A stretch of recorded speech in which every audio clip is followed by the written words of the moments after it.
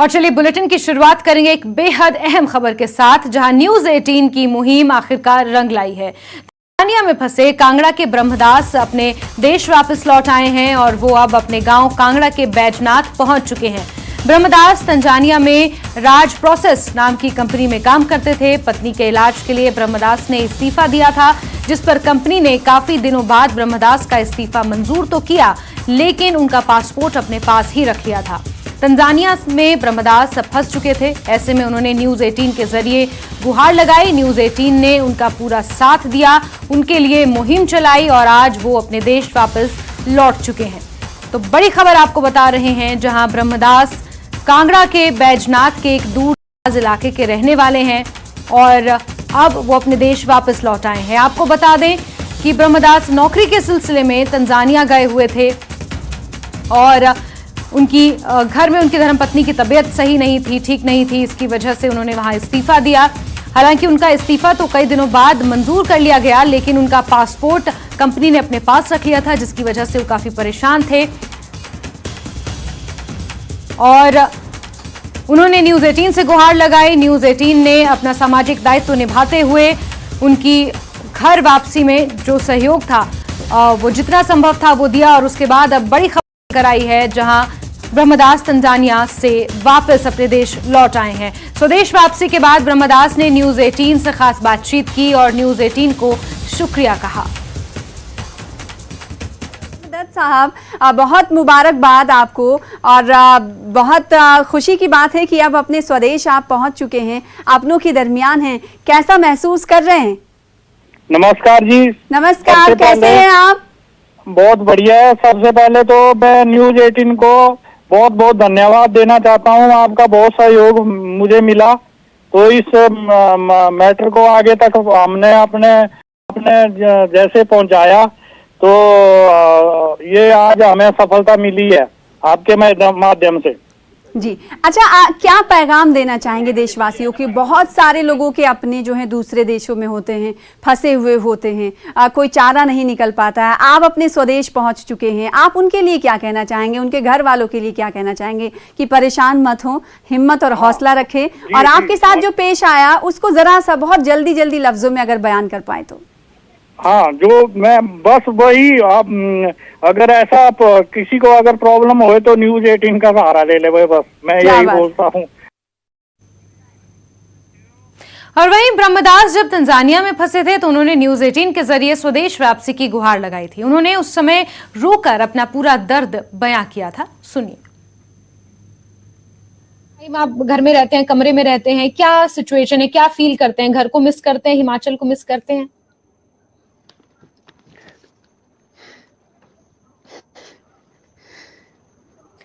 देखिए ब्रह्मदास जी, बिल्कुल आपको हिम्मत हारने की जरूरत नहीं है। मेरा आपसे जुड़ने का मकसद यही है कि मेरी एक कोशिश रहे। मुझे इन दोनों कंपनियों से कुछ नहीं लेना देना है। मैं 3 महीने से बेरोजगार हूँ, मुझे घर आना है बस। आप इतने समय से गुहार लगा रहे हो और मेरी कोशिश पर्सनल लेवल पे भी मेरी ये कोशिश रहेगी कि मैं आपकी आवाज को आगे लेकर जाऊं और जल्द से जल्द आपको आपके मुल्क में वापस लेकर आऊं। न्यूज 18 हिमाचल की ये कोशिश रहेगी। और हमारे सहयोगी विचित्र ज्यादा जानकारियों के साथ इसी खबर पर फोन लाइन पर जुड़ चुके हैं। विचित्र, आखिरकार न्यूज 18 हिमाचल की ये मुहिम रंग लाई है। आपने इस खबर को दिखाया था, उसके बाद इस खबर को न्यूज 18 हिमाचल और आगे तक किया, सामाजिक दायित्व अपना निभाया और आज विदेश में फंसे अपने एक देशवासी को वापस उनके गांव, उनके घर पहुंचाया है। विचित्र, क्या कुछ जानकारियां उनके गांव से मिल पा रही हैं? किस तरह से स्वागत वहां पर उनका किया गया है? देखिए जैस्मिन, निश्चित तौर पर आज न्यूज 18 ने अपनी जिम्मेदारी को बाखूबी निभाते हुए जो है एक और मसले को जो है वो अंजाम तक पहुंचाया, और वो है ब्रह्मदास के तौर पर। ब्रह्मदास आज अपने स्वदेश वापस आ चुके हैं, अपने परिजनों के साथ साथ अपने घर पहुंच चुके हैं। अपने घर आंगन को उन्होंने एक लंबे अरसे के बाद जो है वो देखा है। जाहिर सी बात है, जब वो अपने घर पहुंचे बहुत भावुक हुए, तो मैं जो निर्झर तरीके से जो है वो आंसू देखने को मिले और परिजनों को उन्होंने जो है वहां पर जब वो अपनी धर्मपत्नी से मिले, अपने बाल बच्चों के साथ मिले, तो निश्चित तौर पर उनकी आंखों से जो आंसू थे वो रुक नहीं रहे थे। दोनों तरफ से जो है वो आंसू जो है निरंतर बह रहे थे। तो उस वक्त पूरा माहौल जो वो गदगद था। बाकी आस पड़ोस के जितने भी लोग थे वो भी जो है यहाँ पर जब पहुंचे थे, तो उन लोगों ने भी जब ब्रह्मदास को देखा तो उनकी आंखों में भी शायद ही आंसू आ गए, क्योंकि किसी ने उम्मीद नहीं की थी कि ब्रह्मदास जो वो जिस हालातों में फंसा हुआ है, जिस तरह से उनके साथ वो मुसीबत पड़ी हुई है, वो वापस जो वो स्वदेश आएंगे। लेकिन आज वो न्यूज 18 की बार बार दाद दे रहे हैं। खुद जब ब्रह्मदास से हमारी बातचीत हुई है, खुद आपने भी यहाँ से बातचीत करी है, हमारी ओर से बातचीत की, तो उन्होंने न्यूज 18 का धन्यवाद किया है। उन्होंने कहा है कि न्यूज 18 ने जिस तरह से उनका सहयोग किया है वो कभी नहीं भूलेंगे। और बाकायदा उन्होंने बिल्कुल विचित्र न्यूज 18 ने अपना सामाजिक दायित्व निभाया है और आगे भी न्यूज 18 इसी तरीके से अपना सामाजिक दायित्व निभाता रहेगा। ये अच्छी खबर है कि तंजानिया में 3 महीने से वो फंसे हुए थे और आज सकुशल वो अपने गांव पहुंच चुके हैं। विचित्र, बहुत शुक्रिया तमाम जानकारियां साझा करने के लिए। चलिए खबरों में आगे बढ़ेंगे और बात हादसे की भी करते हैं, जहां कुल्लू में एक दर्दनाक सड़क हादसा पेश आया है। इस हादसे में 7 पर्यटकों की मौत हो गई है और ड्राइवर समेत 10 छात्र इसमें घायल हैं, जिसमें से गंभीर रूप से घायल 5 लोगों का इलाज बंजार अस्पताल में चल रहा है, जबकि बाकी के 5 घायलों का इलाज क्षेत्रीय अस्पताल कुल्लू में किया जा रहा है। हादसे के शिकार हुए सभी छात्र IIT BHU के छात्र हैं। हादसे को लेकर उत्तर प्रदेश के मुख्यमंत्री योगी आदित्यनाथ ने दुख व्यक्त किया है। उन्होंने पीड़ित परिजनों के लिए संवेदना भी व्यक्त की है। साथ ही दिवंगत आत्माओं को शांति और घायलों को शीघ्र स्वास्थ्य लाभ प्रदान करने की प्रार्थना की है। हादसे पर सीएम जयराम ठाकुर ने भी व्यक्त किया है। तो आपको बता दें, कुल्लू में एक बड़ा हादसा पेश आया है, जहां BHU IIT के कई छात्र इस हादसे का शिकार हुए हैं, जिनमें से जानकारियों के मुताबिक 10 छात्र गंभीर रूप से जख्मी हैं और 5 छात्रों की इसमें जान चली गई है। सभी छात्र उत्तर प्रदेश के संभवतः रहने वाले थे। सहयोगी तुलसी ज्यादा जानकारियों के साथ फोन लाइन पर जुड़े हुए हैं। तुलसी, 2 अस्पतालों में इन छात्रों का इलाज जारी है, एक बंजार और एक कुल्लू, क्या अपडेट मिल पा रहे हैं? हाँ देखिए जासमीन, जिस तरह से कुल्लू के जो बंजार में आगे में सड़क हादसा हुआ है और लोरी नेशनल हाईवे 305 पर, तो कुल मिलाकर इस हादसे में जो टेम्पो ट्रेवलर गहरी खाई में जा गिरी है उसमें 7 लोगों की मौत हुई है, जबकि 10 लोग जो है वो घायल है, जिनका क्षेत्रीय अस्पताल कुल्लू में इलाज चल रहा है। ऐसे में अगर बात करें तो इससे अब से कुछ देर पहले ही शिक्षा मंत्री गोविंद सिंह ठाकुर ने क्षेत्रीय अस्पताल कुल्लू में घायलों का हालचाल जाना है और जिस तरह से जो फौरी राहत के तौर पर जो मृतक है उनको 1-1 लाख रुपए और जो घायल है उनको 50,000 रुपए की जो फौरी राहत है वो सरकार की तरफ से जो दी गई है। इसके अलावा सरकार की तरफ से जितने भी घायल है उनका जो है इलाज जो है फ्री कराया जा रहा है। ऐसी जो जानकारी है वो शिक्षा गोविंद सिंह ठाकुर ने अभी से कुछ देर पहले दी है। और जिस तरह से ये जो सड़क हादसा हुआ है, हादसे के बाद अगर बात करें तो अब जो है जितने भी घायल थे उनकी पहचान हुई है। हालांकि जितने भी मृतक थे उनकी भी जो है पहचान पूरी हो गई है कि इसमें से जो ज्यादातर जो है वो छात्र बताए जा रहे हैं और कहीं ना कहीं कुछ लोग जो है वो जॉबर क्लास भी है। तो कुल मिलाकर जिस तरह से ये दर्दनाक हादसा हुआ है, हादसे के बाद अगर बात करें तो जो इस टेम्पो ट्रैवलर का ड्राइवर है अजय चौहान, उसने ये बताया कि जब कल शाम, ठीक है तुलसी, नजर आप बना के रखिए, दोबारा जुड़ेंगे आपसे, जानकारियां लेंगे, लेकिन फिलहाल के लिए बहुत शुक्रिया तुलसी। और चलिए अब सीधे रुख करेंगे जहां गुलाम नबी आजाद इस वक्त प्रेस कॉन्फ्रेंस कर रहे हैं। हमारे नौजवान साथी भाई बहनें सब यहाँ मौजूद हैं, जिनमें डिप्टी CM से लेकर स्पीकर से लेकर मंत्री तक, MLAs तक, MLC तक सब मौजूद हैं यहाँ। जम्मू कश्मीर के भी 1-2 साथी मौजूद हैं, बाकी तो मैं कश्मीर कल जा ही रहा हूँ, उनसे वहाँ मीटिंग होगी। और इसी संख्या को मैच करते हुए आप मीडिया भी इसी संख्या में आए हैं, आप सबका बहुत बहुत धन्यवाद। और पिछले दिनों मौजूद हैं, बाकी तो मैं कश्मीर कल जा ही रहा हूँ, उनसे वहाँ मीटिंग होगी।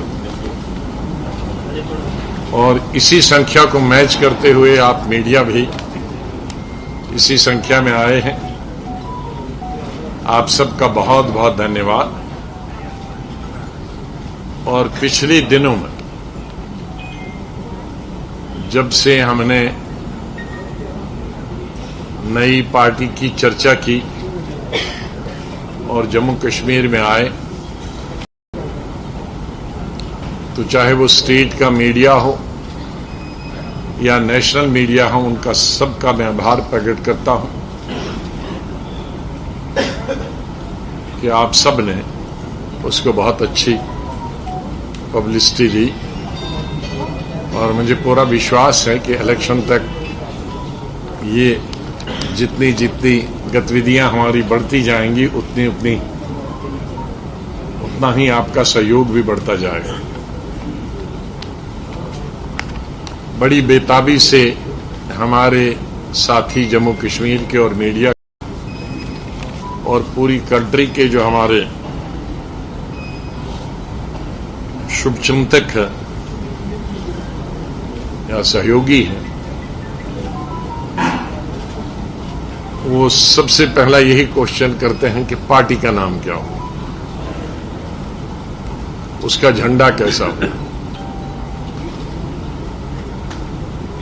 पार्टी का नाम रखना बड़ा मुश्किल है। बहुत सारी रिकॉग्नाइज पार्टियां नेशनल और रीजनल हैं, और विशेष रूप से जम्मू कश्मीर में पार्टी का नाम रखना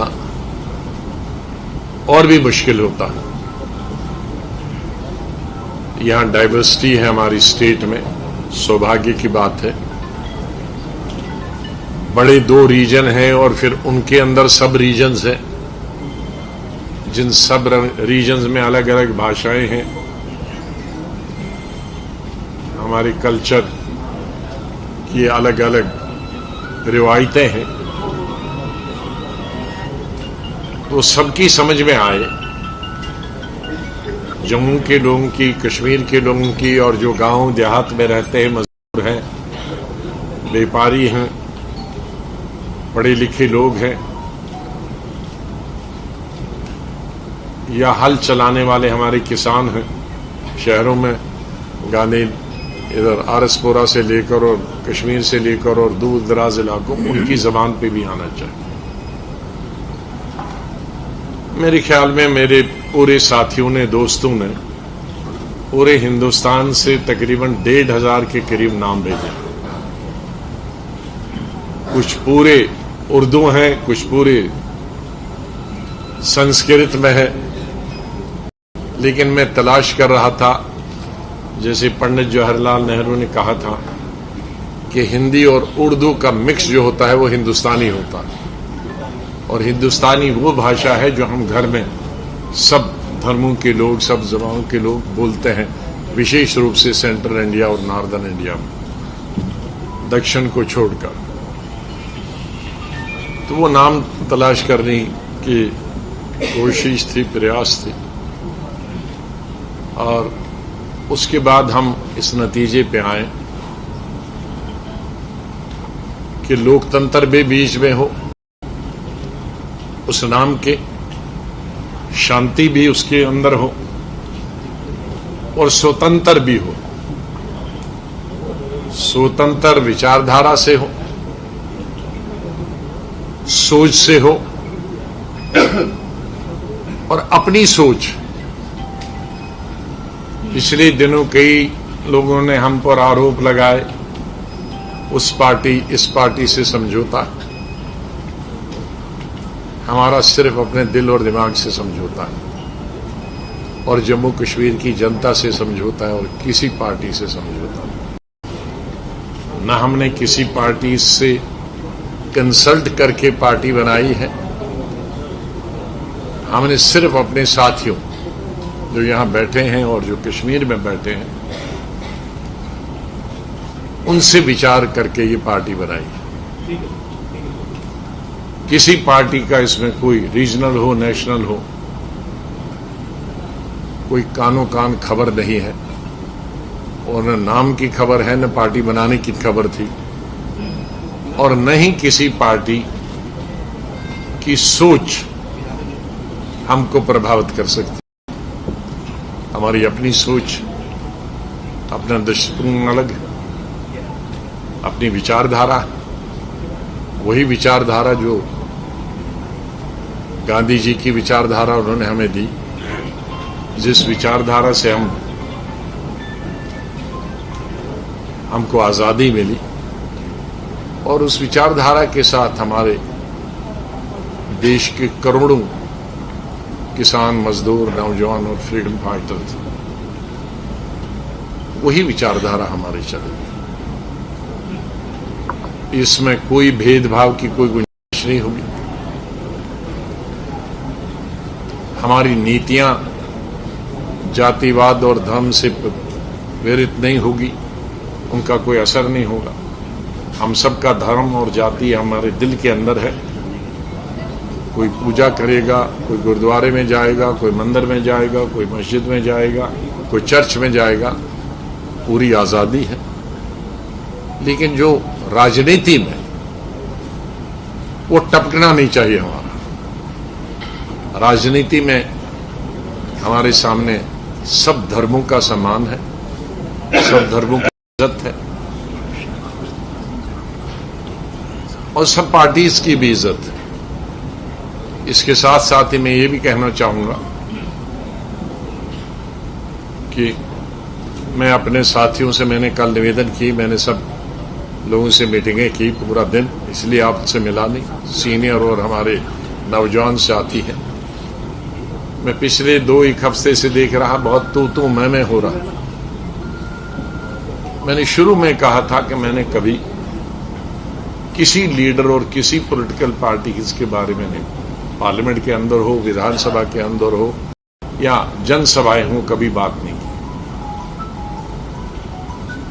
हाँ, पॉलिसीज की बात करते हैं, हमें अपनी पॉलिसी की बात करनी, अपनी नीति की बात करनी।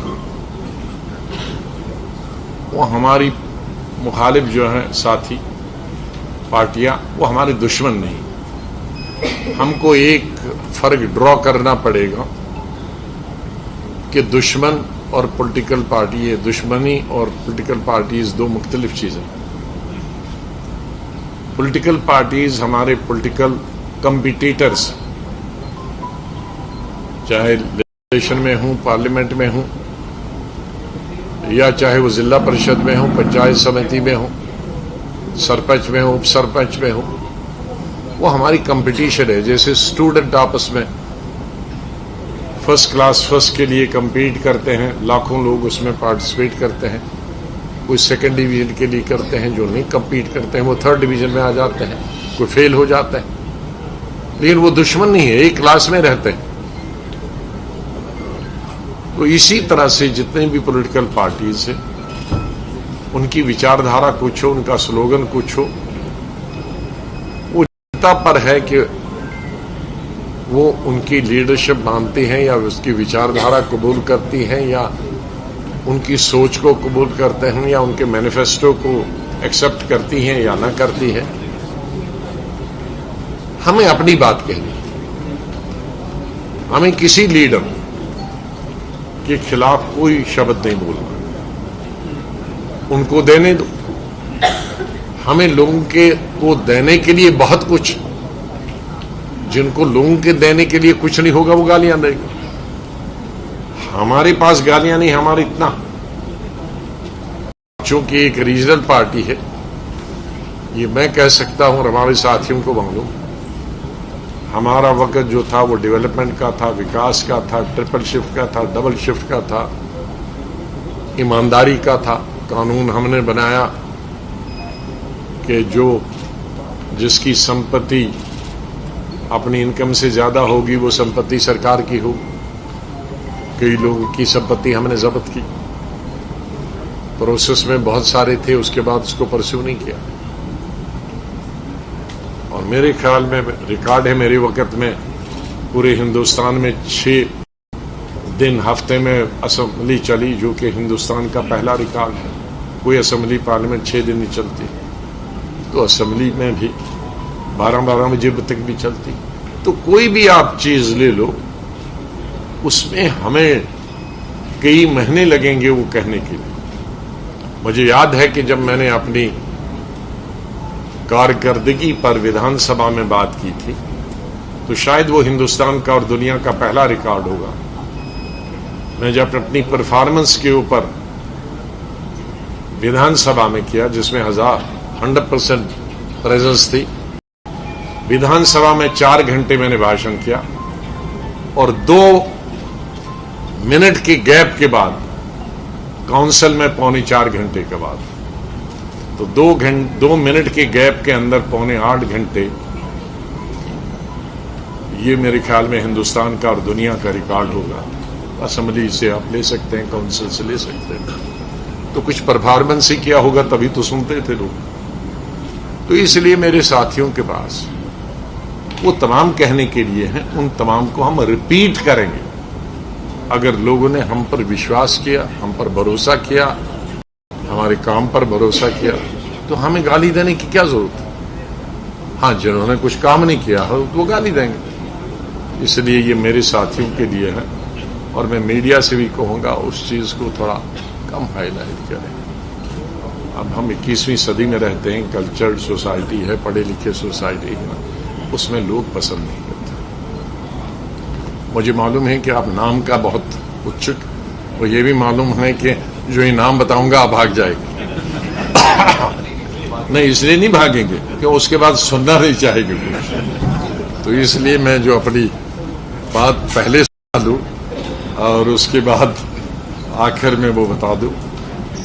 झंडा और फ्लैग में थोड़ा विलंब हुआ कि हम के संडे था, और मुझे नहीं मालूम कि संडे की वजह से इतना बड़ा स्ट्रिक्टली होता है कि कोई दर्जी भी नहीं मिलता।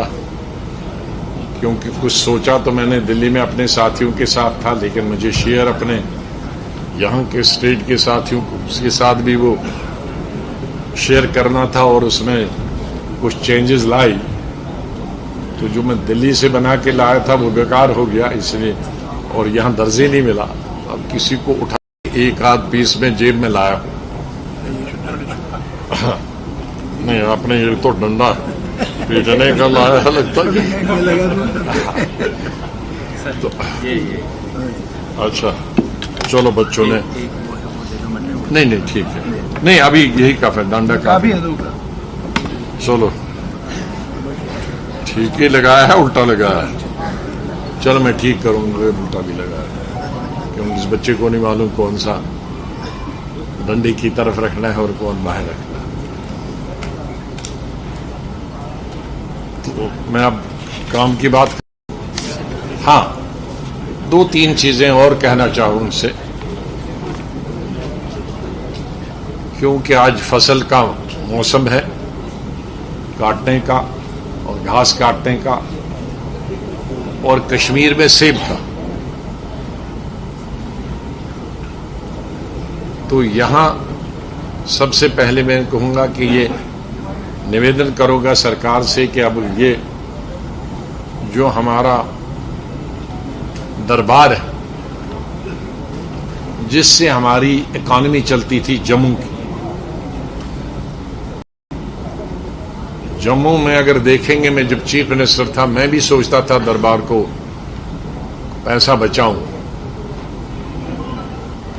तो मैं जब से, मेरे ख्याल में यूथ कांग्रेस के जमाने से, जब मैं शहर में जाता हूं तो रघुनाथ मंदिर जी से यहां शहर शुरू होता है, सिटी चौक में वहां से जाता हूं, और ऊपर नहीं जहां महाराजा का पैलेस है वहां से मुबारक मंडी में निकलता हूं हमेशा से। तो तब भी मैं सिटी चौक यहीं रघुनाथ मंदिर जी से शुरू हुआ, और 4-5 घंटे मुझे लगे, और दाएं और बाएं तरफ बड़े हमारे वोट चाहे किसको कौन देता है उससे मुझे फिक्र नहीं, लेकिन हमेशा आओ भगत में वो नंबर 1 रहते हैं, जिसके लिए मैं हमेशा उनका आभार प्रकट करता हूं। अगर मैं फ्रूट जमा करूंगा तो कई ट्रकों में जाएगा, लेकिन मैं खाली छूता हूं उसको। तो उन्होंने कहा कि कभी ऐसा सोचना नहीं, हम तो खत्म हो जाएंगे। क्यों? कहा जब वो कश्मीर से आते हैं तो हमारी जो बिक्री होती है वो 100 गुना 1000 गुना ज्यादा होती है। तो इसलिए होटल उस पे चलते हैं, टी स्टॉल उस पे चलते हैं, टैक्सियां चलती हैं, टांगे चलते हैं, और दुकानदार का जो बिजनेस है वो सब उस पर चलता है जब दरबार, और दरबार मंदी तब हो जाती है दरबार जब शिफ्ट होता है। तो मेरे ख्याल में जम्मू, ये बहुत अच्छी बात है कि ट्रेन अब माता वैष्णो देवी के लिए वहां तक नीचे तक जाती है।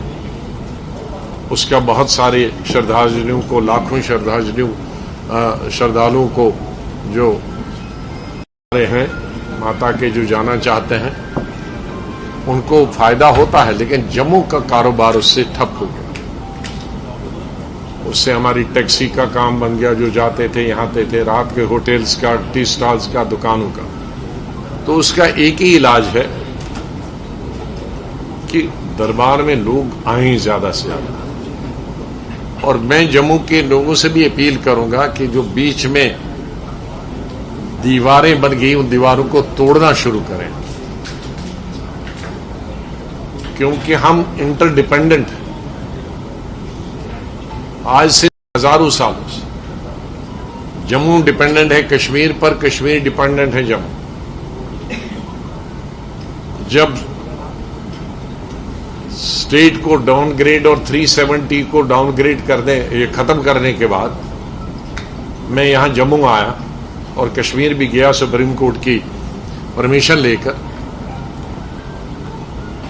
तो यहां ट्रांसपोर्ट खत्म हो गया था, दुकानें खत्म हो गई थी, लेकिन 70% हमारी जो इंडस्ट्रीज थी कठुआ, सांबा, जम्मू में, वो बंद हो गई थी।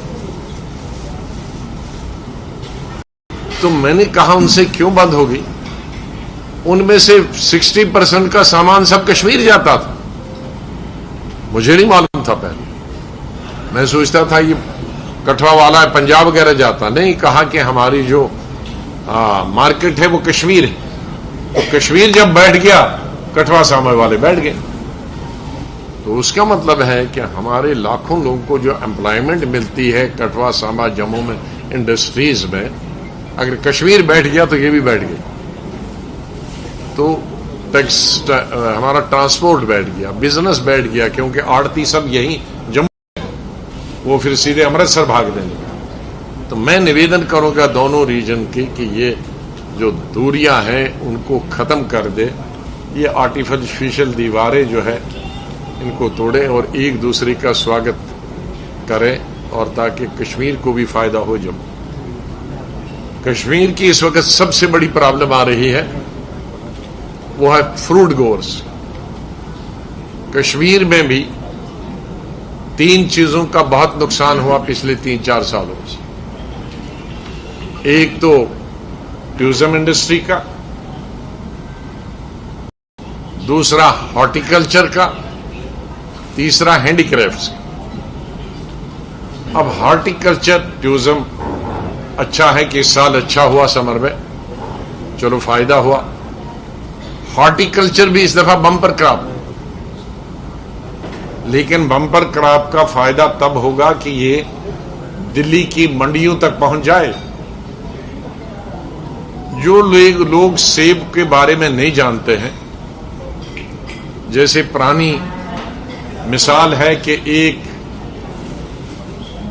मछली पूरे तालाब को गंदा कर दे अगर वो खराब हुई, इसी तरह एक पेटी में, एक बक्से में एक सेब अगर दागी हो, वो दागी कैसे होता है? गिर गया और भरते भरते उसमें गलती से वो एक पेटी में चला गया, तो एक हफ्ते में सारा भूसा उसका बन जाएगा, पूरी पेटी का।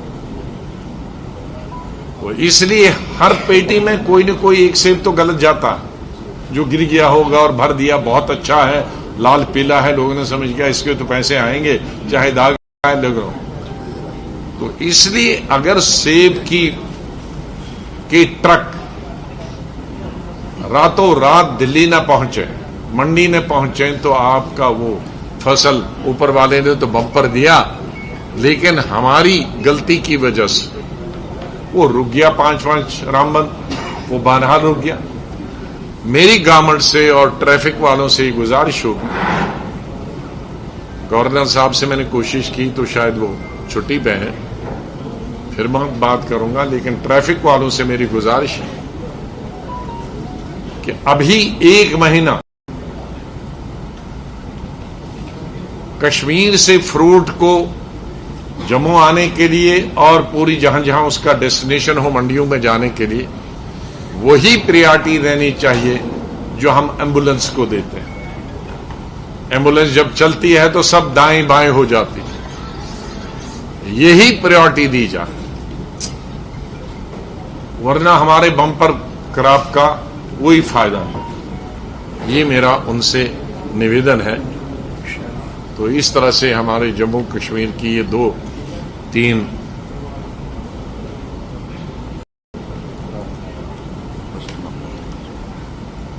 4 निवेदन है। अब मैं आखिरी मुद्दे पे आता हूं।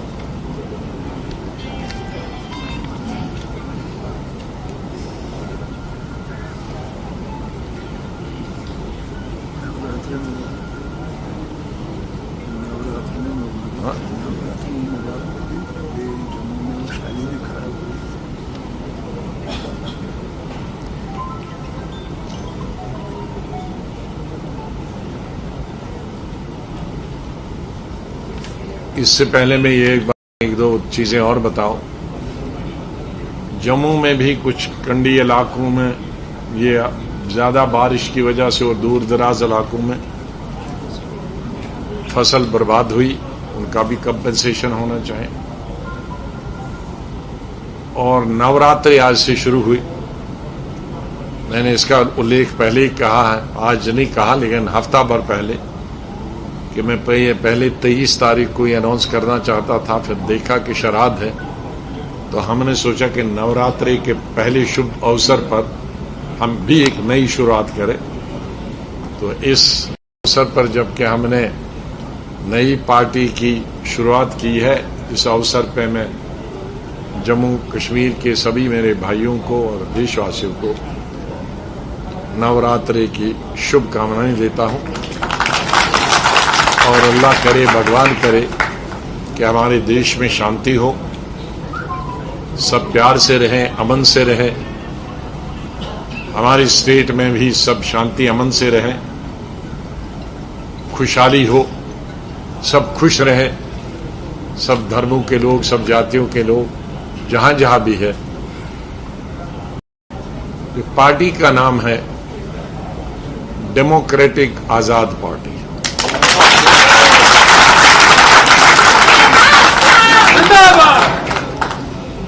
आजाद का ये मत समझिए गुलाम नबी आजाद, डेमोक्रेसी डेमोक्रेटिक के लिए है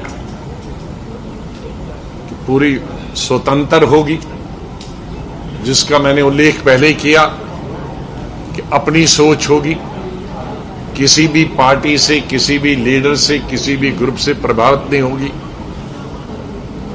अपनी सोच होगी और आजाद रहेगी। आजाद मीन स्वतंत्र, इंडिपेंडेंट। और पार्टी डेमोक्रेटिक रहेगी, नीचे से इलेक्शन सब रहेंगे, ऑटोक्रेटिक नहीं रहेगी, एक हाथ में पावर नहीं रहेगी।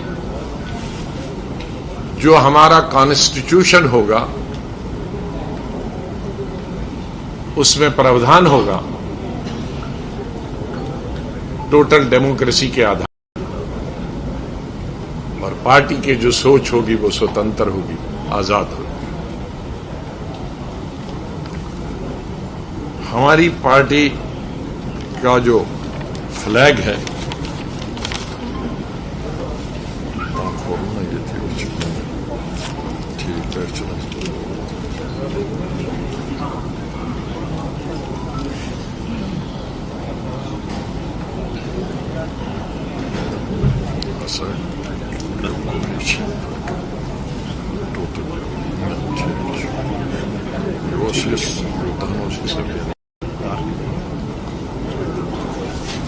तो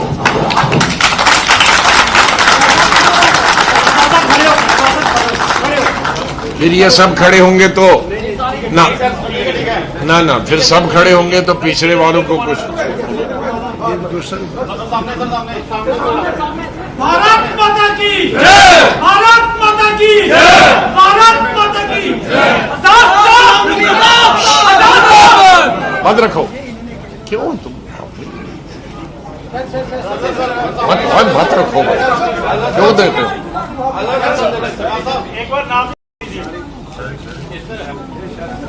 डेमोक्रेटिक आजाद पार्टी।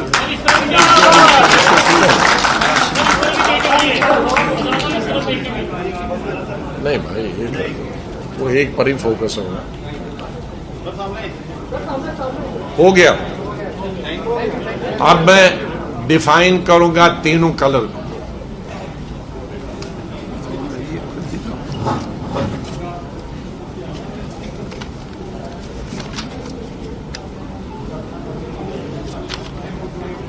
इधर से शुरू करते हैं मस्टर्ड कलर से। अभी तो फरवरी मार के आएंगे दिसंबर में ये जम्मू के और कश्मीर के खेतों में।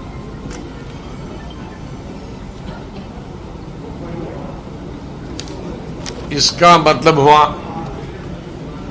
मस्टर्ड कलर का क्रिएटिविटी। क्रिएटिविटी का मतलब है एक नई चीज क्रिएट करने की, पैदा करने की, सोचने की क्षमता। इसका दूसरा मतलब ये है डाइवर्सिटी। तो डाइवर्सिटी, यूनिटी इन डाइवर्सिटी। हमारा पूरा भारत देश और उसके अंदर जम्मू कश्मीर डाइवर्सिटी से भरा हुआ। चाहे धर्म की बात लें, जातियों की बात लें, भाषा की बात लें, खाने पीने की बात लें, पहाड़ और मैदान की बात लें, चीजें पैदा करने की बात लें, तो ये एक डाइवर्सिटी है। व्हाइट का मतलब हुआ जो बीच में है शांति, अमन। तो हम गांधी जी को मानने वाले हैं, तो इसलिए हम शांति और अमन हमारी प्राथमिकता रहेगी और हमारा उसूल भी रहेगा। अब ये जो कलर है, इसमें पूरा दुनिया समा जाता है।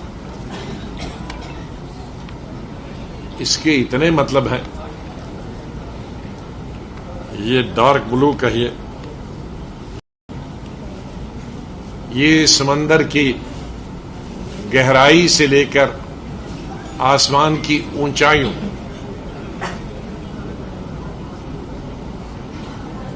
तक इसकी लिमिट। हमारे अंदर दिल में इतनी गहराई होनी चाहिए कि ऐसा नहीं इधर कान से सुना कुछ तो और इधर बता दिया। इतनी ताकत होनी चाहिए हमको बर्दाश्त करने की दिल के अंदर। और आसमान जैसे हमारी खुला होना चाहिए दिमाग, सोच बंद नहीं होनी चाहिए।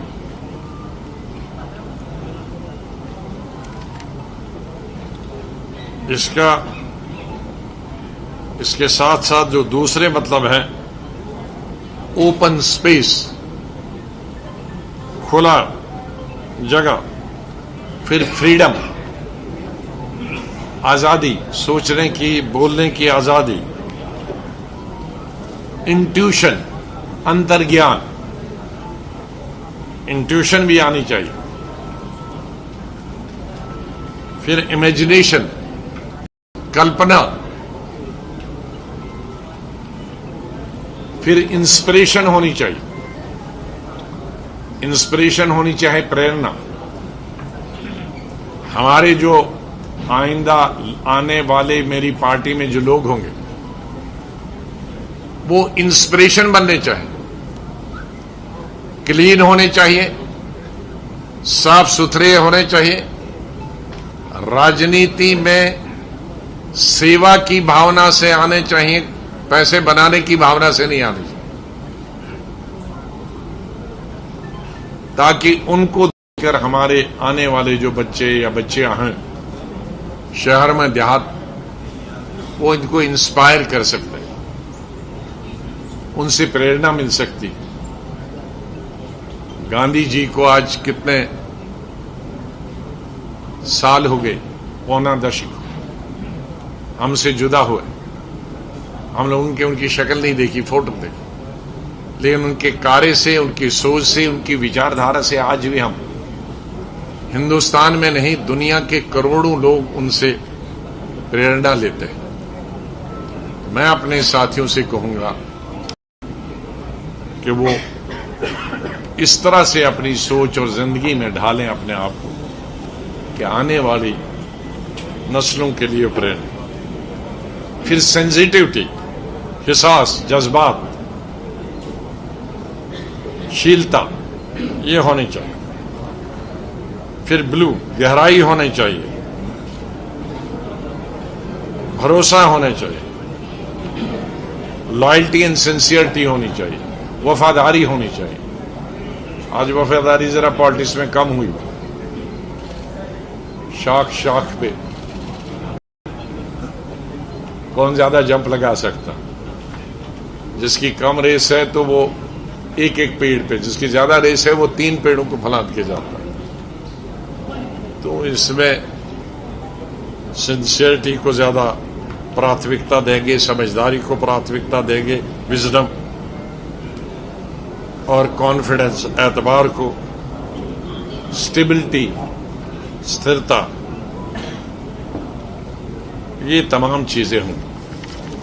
हमारी पार्टी में हमारी कोशिश रहेगी कि कम से कम 50% नौजवानों को और महिलाओं को टिकटें दी जाए,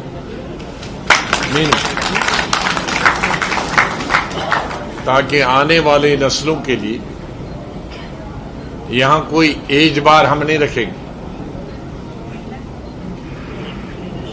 हर का अपना अपना महत्व,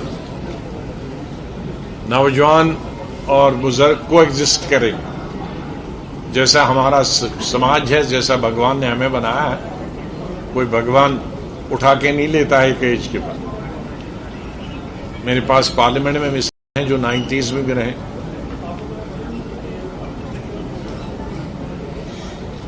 और एक्टिव पॉलिटिशियन रहे। तो इसलिए जब तक मेंटली, फिजिकली, लेकिन उसका यही मतलब नहीं कि हम नए को नहीं लाएं। नए भी 50% आने चाहें और वो सीखें, ट्रेनिंग करें। तो ये हमारे कुछ विचार थे। मैं आज रिक्वेस्ट करूंगा, क्वेश्चन अगर होगा तो मैं तो अभी यही हूं, कहीं जा नहीं रहा हूं। यहां से कश्मीर जा रहा हूं, फिर यहां आ रहा हूं, कहीं एक दिन, महीने में 2-4 दिन मैक्सिमम, और दिल्ली गया तो गया, बाकी मैं स्टेट के अंदर हूं। लेकिन आज इसी से रिलेटेड करें, नाम और पार्टी से, क्वेश्चन तो अच्छा रहेगा अगर किसी ने करना।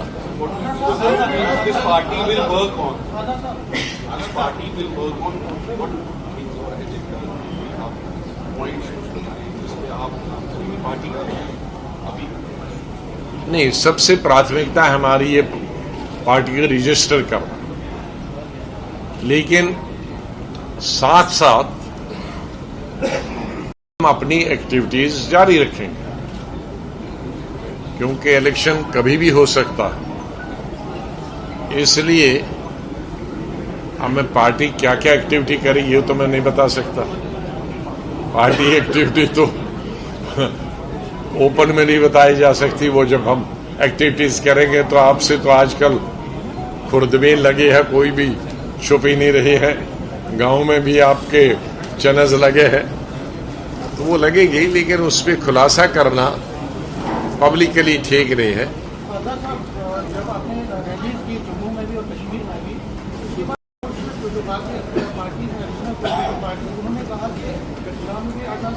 कमजोर हो गए, उन्होंने आर्टिकल 370 पर कुछ नहीं बोला। उन्होंने ये कहा कि ये हम ये कह रहे हैं कि हम फाइट कर सकते, खास सब्सिडी हमलावर हो गया, आपको लगता है कि सुप्रीम कोर्ट में भी ये मसला आप पार्लियामेंट का रिकॉर्ड डालें किसने बोला है और किसने नहीं बोला। पार्लियामेंट का तो आप निकालिए ना, किसी का नाम से मैं ABC नहीं कहूँ और उसमें निकालिए इन पार्लियामेंट। एक तो मेरा निकालोगे गुलाम नबी आजाद, तो उसमें सब दुनिया भर की चीजें। एक निकालोगे गुलाम नबी आजाद इन पार्लियामेंट, तो मेरी सब पार्लियामेंट। तो आप सबकी निकालो, आप विधानसभा की निकालो, आप स्टेटमेंट की निकालो। लेकिन मैं एक ही चीज को मैंने बताया कि मैं ऐसे जो इश्यूज होते हैं मैं उनको इलेक्शन के लिए नहीं इस्तेमाल करता। इलेक्शन के लिए हमारे सड़क बनाने का, नौकरी देने का, बेकारी हटाने का, महंगाई, ये इश्यूज करता हूं। मैं किसी को रोकता नहीं हूं इलेक्शन में क्या मुद्दे बनाए, क्योंकि मेरे पास बहुत सारी चीजें हैं, इसलिए मैं मुद्दा क्यों बनाऊं। जहां तक सुप्रीम कोर्ट ने सुनाई की 10 तारीख के बाद चीफ जस्टिस ने कहा, उसका स्वागत। और मैंने ये भी नहीं कहा था कि कभी हो नहीं सकता। मैंने ये बताया हो सकता है, लेकिन मोदी जी से मैं तो नहीं मनवा सकता हूं कि तुम वापस लो। यही तो हो सकता है ना, किसी की अगर ताकत है मोदी जी को मनवाने की, अमित शाह जी को मनवाने की, करा ले, बहुत अच्छी बात, वेरी गुड, वेलकम। लेकिन मैं नहीं, मेरे पास उतनी उनका इन्फ्लुएंस नहीं है कि मैं उनको इन्फ्लुएंस कराऊं। मैं पार्लियामेंट में अपने तमाम पार्टीज के साथ इन्फ्लुएंस नहीं करवा पाए, तो अब मैं अकेला यहां से क्या इन्फ्लुएंस कर पाऊं। नंबर 1, उनके पास उतनी अच्छी दोस्ती है तो करा लें। दूसरा, मैंने कहा पार्लियामेंट कर सकती है। देखो, ये मैं जो बोलता हूं वो पेपर में नहीं आता है, आ सकता है, लेकिन उसके लिए मेजॉरिटी चाहिए। तो मैंने उसमें कोट किया कि भाई लोकसभा सबसे बड़ा हाउस है। मोदी साहब, अमित शाह जी की वोटिंग जब कराई तो 86% वोट उनको मिले और हम 9 पार्टियों को 14% मिले। अब 86 और 14 का कहा, कोशिश करें सब पार्टियां, मैं भी करूंगा 86% आए तो हो सकता है, लेकिन 86%, क्योंकि हमने बार बार कहा सुप्रीम कोर्ट उठाती नहीं है, इसलिए सुप्रीम कोर्ट ने उसको कम से कम अब कंसिडर किया। पब्लिक इश्यू तो मैंने ही बनाया ना कि वो 3 साल से उसको लेती नहीं है, तो कम से कम मैं अगर गया नहीं सुप्रीम कोर्ट, लेकिन प्रभावित उससे भी मेरे वकीलों ने कहा कि उससे भी हुए कि भाई ये पब्लिक इश्यू बना के सुप्रीम कोर्ट इसकी तरफ ध्यान ही नहीं देता। तो अच्छा, जब भी सुप्रीम कोर्ट करेगा तो वेल एंड गुड। लेकिन मैं इसको जम्मू कश्मीर एक और आज नई बात बताना चाहता हूं। हमारे साथी जरा लीडर लोग उसमें कम ध्यान देते हैं। ये 370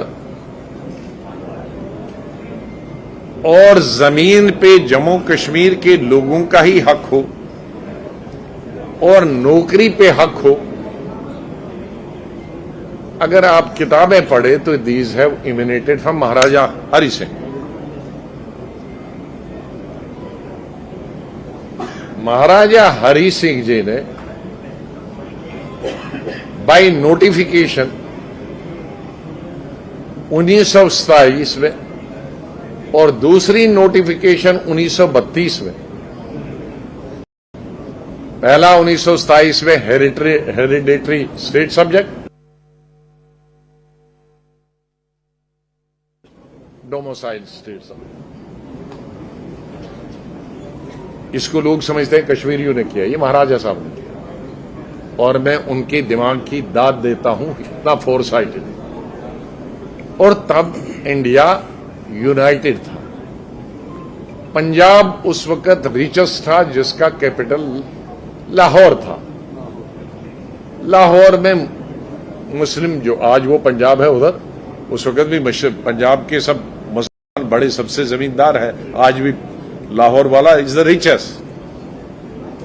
तो मुस्लिम और हिंदूज, जाट, हमारे जमीन वाले दोनों अमीर थे। दोनों ने जम्मू और कश्मीर में, जम्मू में ज्यादा जमीनें और नौकरी शुरू कर दी, और जम्मू के हिंदूज में और कश्मीरी पंडित जो उस वक्त ज्यादा नौकरी में तो जम्मू से सीधी तौर पर आप तस्वीरें देख रहे हैं जहां पर गुलाम नबी आजाद प्रेस कॉन्फ्रेंस इस वक्त करते हुए नजर आ रहे हैं। इस प्रेस कॉन्फ्रेंस की सबसे बड़ी बात यह है कि वो इंतजार खत्म हो चुका और पार्टी का ऐलान, यानी जम्मू कश्मीर की सरजमीन पर नई पार्टी अब जन्म ले चुकी, जिसका नाम है डेमोक्रेटिक आजाद पार्टी। ना सिर्फ पार्टी के नाम का ऐलान गुलाम नबी आजाद ने किया, बल्कि पार्टी का झंडा भी दिखाया मीडिया के सामने और 3 कलर से बना हुआ ये परचम, जिसके माने भी उन्होंने बताए। 3 कलर, मस्टर्ड, व्हाइट और डार्क ब्लू। इसके माने गुलाम नबी आजाद ने कहा कि मस्टर्ड के माने हैं क्रिएटिविटी और व्हाइट की यानी जो कि पीस को दर्शाता है, साथ ही साथ डार्क ब्लू यानी ओपन स्पेस। फिलहाल इसी के साथ रुकेंगे छोटे से ब्रेक के लिए। गुलाम नबी आजाद लगातार प्रेस कॉन्फ्रेंस कर रहे हैं। इस प्रेस कॉन्फ्रेंस की झलकियां आपको लगातार हम दिखाते रहेंगे, लेकिन छोटे से ब्रेक